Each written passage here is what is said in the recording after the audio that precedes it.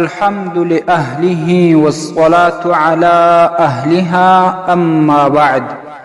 معززو یورو پوښتنه کړې ده چې دلته بعضې کسان چې کله فرض لمونځ وکړي بیا ځای بدلوي بل ځای سنت یا نفل کوي، د دې شرعي حیثیت څه دی؟ الجواب وبالله التوفیق. معززو محدثینو فقهاو د دې دوه حکمت بیان کړي.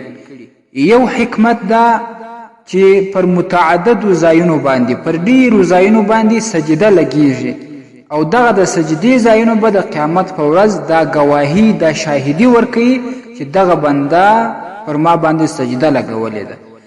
دویم حکمت دا دی چې کله لمونځ په مسجد کې په جماعت وسی او بیا ځایونه سره بدل سي، نو دا هغه آخري راتلونکي کس ته چې د جماعت وروسته یو څوک مسجد ته را داخل سي، هغه ته دا آګاهي ورکوي چې جماعت سوی دی، دا خلک سنتونه کوي. نو په دغه دوو حکمتونو کې د آخري حکمت تر جماعت پورې خاص دی او هغه اول حکمت عام دی چې مثال سجدې پر ډیرو ځایونو باندې ولګیږي.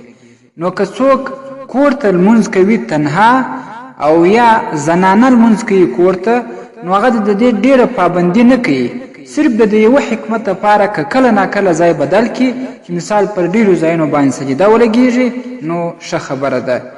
سنن ابي داود کې حدیث راځي، نبی صلی الله علیه وسلم فرمایي آیا ستاسو یو د دې څخه عاجز دی ان یتقدم او یتأخر، چې کله لمونځ وسي دی یا څه مخکې د هغه څه ودرېږي یا د هغه ځای څخه لږ راشاته سي، او عن یمینه او عن شماله، یا راسته طرف ته لږ ولاړ سي یا چپه طرف ته، هلته بیا نور لمونځ وکړي.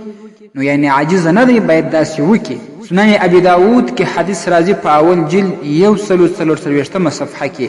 دا شان د سنن ابي داود په شرح بذل المجهود کې راځي په 4 جلد 583 صفحه کې، او فقهاو هم لیکلې ده.